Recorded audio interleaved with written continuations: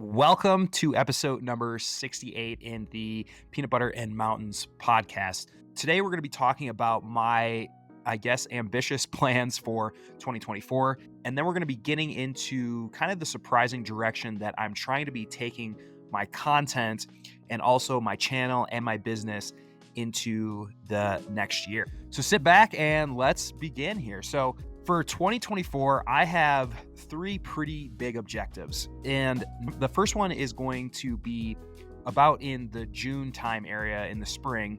And that is going to be climbing Denali in Alaska. Now, Denali is the tallest peak in North America, and it's essentially an expedition. And so, essentially, what you do is you have to fly in on a plane and you fly all the way into the Alaska range, and then you land on a glacier, and then you're basically out there for about 3 weeks, and you have to keep moving your camp up from one another in order to finally get to your high camp and then summit the mountain. This is going to be about a 3 to possibly 4 week expedition, depending on what the weather would be like. This is super, super alluring to me.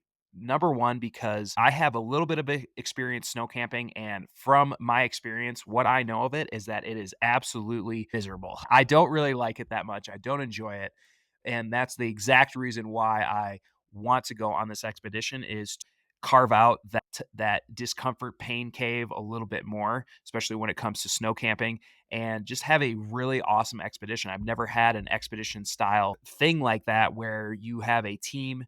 The team has to be assembled, has to be working together really well, and you need to basically be moving all of your gear every day from camp to camp and coming back and sleeping and then moving gear again.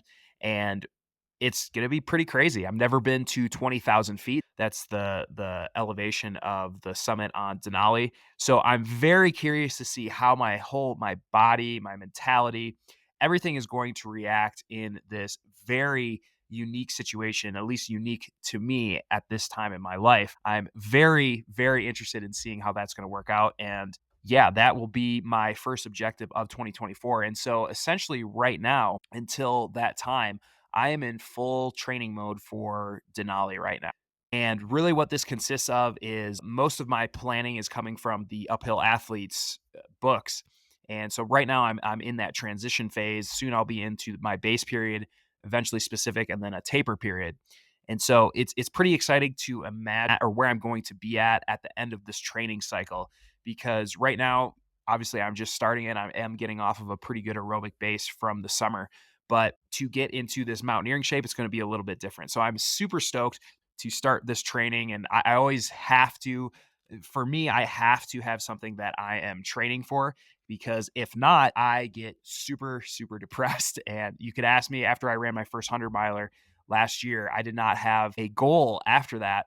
And I kind of fell into this weird kind of limbo, depressed state that I hadn't experienced for a very, very many years. And it was because I made the mistake of not figuring out what I wanted to have as another goal after the 100 miler. I struggled with that for a few weeks. Eventually, obviously, I got back on board. But yeah, so I always have to be training for something, have something in my mind to be excited about. Now, with this entire training period, as some of you may know, especially if you follow me on Instagram, you know that I train jujitsu as well. And I've been doing that since 2016, and I've always tried to balance that piece with training for running or mountaineering or climbing or anything like that. And it finally came to a point this last week where I actually canceled my membership, just got a little punch card for it, and not really going to be training jujitsu anymore during this season of my life. And there's many reasons for this. I will always love jujitsu, but the main reason is that I need to prioritize the training that I'm doing for Denali and some of these other objectives later in the year, because these are pretty serious objectives. And if my training is off, or if I'm too fatigued to train, or the biggest thing, if I get injured in jiu-jitsu, if I look at my longest, or if I look at all of my injuries in the past 4 to 5 years, they've all been jiu-jitsu related. None of them have came from the mountains. So I know that that is the highest chance of getting injured, and that would totally derail and just totally break my heart if I did that. So I have to give up on jiu-jitsu for the time being in this season of my life. And I think this is a very, very important lesson, because if you try to be good at everything, you're going to be good at nothing. And I have really tried to be good at a lot of things at once in my life, because I'm interested in a lot of things, but because of these objectives and because of where my life is really has been going the past 2 to 3 years, jujitsu's really taken a backseat in that. And so I'm hoping to re-explore jujitsu at some point again in my life and have that become a part of my life again. But as in this season of my life, it's not there right now. And again, I think that's kind of an important lesson that we all have seasons in our lives of where different priorities are going to take place. And for me, I've understood that I've had this bouncing ahead in my around in my head for a while that jujitsu really hasn't been fitting in these seasons in my life. And so it was finally good to kind of release myself from that obligation for a while. And again, it's going to make all of my other training for mountaineering, for climbing, for through hiking so much better and with less distractions. So I'm pretty stoked about that. The second thing that I am planning on doing for 2024 is the long trail. Now, the long trail is, I think, 270 miles, something like that. And that is on the East Coast in Vermont. Now, I have never been to the East Coast, if you can believe that. Never been to the East Coast. And one of my favorite ways to explore new places is to be fully immersed in their culture. And one of the best ways I find to do that is to through hike or do some kind of adventure in that state. And so this through hike is going to be the length of Vermont. So you start south and north, go throughout the entire state.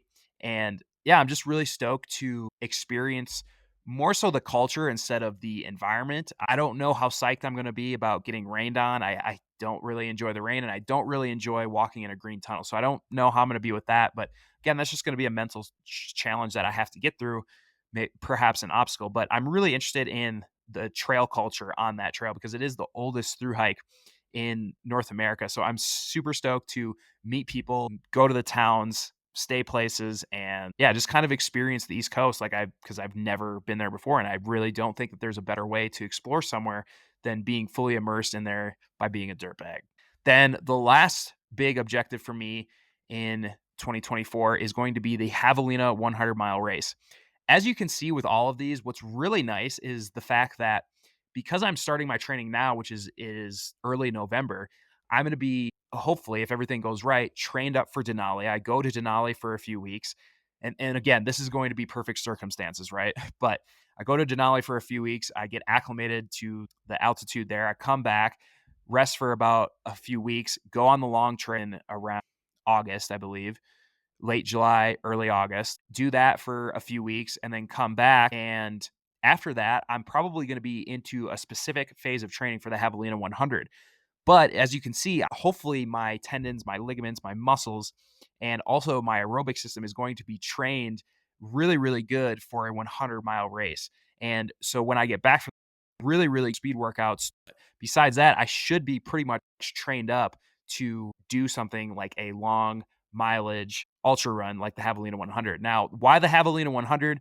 Well, it's about 2 weeks ago, I went out to Arizona to film it for a company and I had such a good time at the Javelina 100. I did not think that I would run another 100-mile race, perhaps ever. I thought, a few weeks after my first 100-mile race, I started thinking, well, maybe I would run 100 again, but I didn't think it was going to be for a long time. I will tell you this: when I was running my first 100-mile race, there was no way that I wanted to run another 100-mile. So I've came quite full circle. But when I went to the Javelina to film that, the vibe and the energy was so freaking cool at the Javelina 100 that it totally inspired me to want to do that race next year. And so that same company I was working for will be there. So they should be able to get me in fairly easy to that run. And I'm so stoked to do it. Now, the interesting thing about the Javelina 100 is that it's a desert race. And so there's not a lot of elevation gain. I think my last 100 had about 12,000 feet of elevation gain throughout the whole thing, which still isn't that much for 100 miles. But this one has, I think, 5,000 or 6,000. So roughly half, or it might even be less than that. It's basically pretty flat. The crux of this, though, is the exposure to the sun because you are in the desert. And I actually had the privilege to run 20 miles of this course. It's a looped course, it's a 20-mile loop course. I actually had the privilege to pay somebody on this course at night. So I got to actually go on the course and see what it was like. And yes, very fairly flat, which is going to be interesting because it might actually be harder on your joints because you're going to be using the same muscles of the same joints and everything for 100 miles rather than mixing it up if you're doing elevation climbs and descents. So it's going to be a very interesting race. I've never raced in the desert before. So again, super interested to see how that is. Notoriously, I hadn't been that good in heat, and I think I am getting a lot better with it now. So I'm really curious to see how my body is going to respond to that. Now, in between all of that stuff, there's probably going to be a lot of Colorado 14ers that I'm going to do. And in this winter, kind of what I'm focused on is, again, building that base for Denali, that aerobic base. So I'm going to be doing a lot of uphill ski touring at the local resort in Laramie or outside of Laramie. And then I also got a season pass to actually Keystone Resort in Colorado. And so I want to get a lot better at my downhill for when we're doing a little bit tougher ski tour descents or split boarding descents. So that's what I'm going to be working on all winter.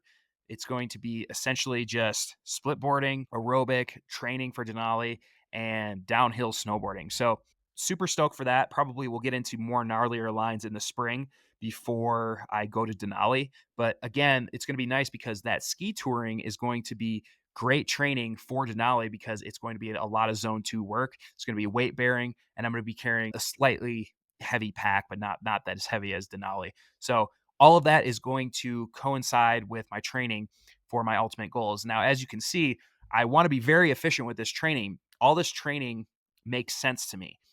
The fact that I like to do ski touring, that I like to do all of this stuff, it benefits me because it will actually benefit me when I go to Denali, when I go to the Long Trail, when I do the Javelina 100. And that's why I had to cut out jiu-jitsu at this time, because going there did not make any sense towards any of my goals whatsoever. And actually, it made them actually probably more compromised than they should be because of the fact that I could get significantly injured in those. Now, one of the hardest things for me when I'm planning these trips is keeping everything about my trip in one place and not scattered throughout my computer or notes, notepads, or anything like that. So I'm talking packing lists. I'm talking about the research or the beta for your trip. I'm talking about flights. I'm talking about all of that stuff. So what I actually did, I think it was about a year and a half ago, I actually created a free downloadable adventure trip planner database that houses everything you need all in one place. So it's right there. So everything that I just mentioned before, you also have maps in there. You have partners that you can go with. You can toggle it by dates. You can have a calendar view. It is freaking awesome. I am in this thing almost every single night planning future trips. And it's great to just have it all in one place. You can also see what dates you're available, see what dates you're not available. And it's great. So I'm giving this away to everybody for free for the time being right now. Now, I don't know how much longer I will have this one for free.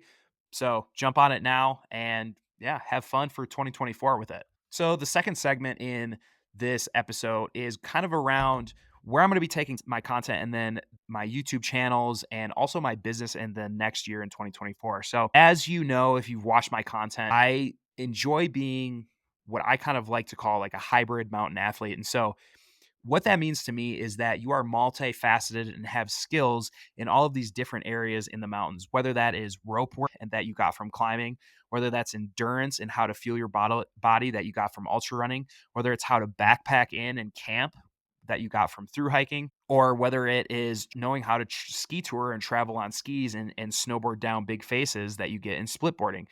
Now, all of that is super intriguing to me because I want to be multifaceted in the mountains. And when some of my objectives that I have a couple years out are more alpine based. So essentially going on an expedition like you would with Denali, but combining that with more technical climbing or split boarding or other mountaineering type objectives like that. That's really, really interesting to me. And that's really where I see my skills and abilities trending towards in the mountains, because you're putting everything that you've learned through all of these specific disciplines into one giant discipline or sub discipline, I guess. And you have to be versed in all these disciplines, because if you're not, then you're going to get left behind or you could definitely not survive. And that's just the way it is in the mountains. So that's why I love learning those skills. And that's where I'm kind of trending towards. And the content that I want to be uploading for the most part is going to be more, I think, how should I say it? Especially on YouTube, it's going to be a little bit more documentary based. I love filming my own documentaries of when I'm doing stuff. So there would definitely be a documentary for the Long Trail and Denali. And then I would love to have somebody come out and film me for the Javelina 100 because I really regret not getting my first 100 on video. Popping in here quick as I edit this video slash podcast. The one thing that I forgot to mention with this is really what I'm looking forward to doing in 2024 as well is to shoot documentaries of other people's adventures in the outdoors. So if you or if somebody you know is going on maybe their first ever 3-day backpacking trip, or they want a climb film that they're going to be doing, or maybe it's their first ever 100-miler, I would love, love, love to talk with them or you. And I would love to get something on the books to see if I'm available to help out and film that and create a documentary and tell a story about your time there, so you can have that memory forever and you don't have to worry about filming it. You don't have to worry about getting content. Like, I got you. Just think of it as pretty much I would be like your wedding photographer, except for it would be like for adventures.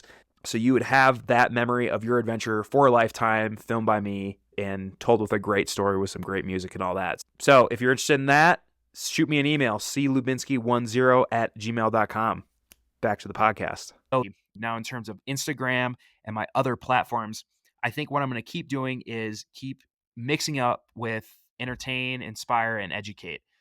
That seems to be the best for building my community there. Yeah, so whether it's snippets of my documentaries, whether it's tips that I've learned, or it's some kind of funny trend that I found on TikTok that I put for Instagram, I think I'm going to continue doing that with my Instagram channel. But just know that it's not just going to be through hiking. It's not just going to be hiking, which I have done a lot of in the past. It's going to probably be along the lines of all of these different disciplines that make up being a hybrid mountain athlete.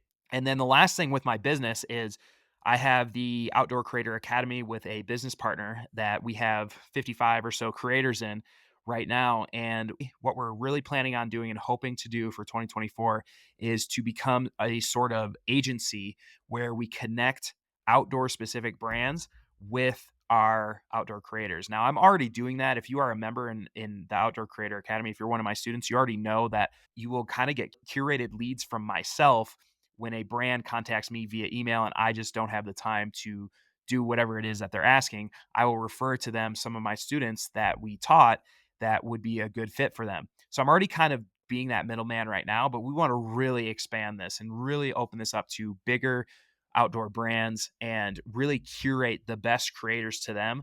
So we can be that database for creators to go to, sign up, and then automatically for different campaigns from these outdoor brands. And these outdoor brands can see the portfolio all in one place, know that they were trained from our Outdoor Creator Academy, and they have that stamp of approval, so they'll know what they'll be getting. So I think it would just be an all around really, really good thing that I'm super stoked about to do for 2024. If you liked the episode, please leave a 5-star rating on Spotify and a like on YouTube. Greatly appreciate that. Really trying to grow this podcast and would love to hear about any other topics that you would want to hear about, whether it's me teaching something or telling stories or anything like that. So please leave a comment below with anything that you would love to see future episodes on. Thanks for tuning in.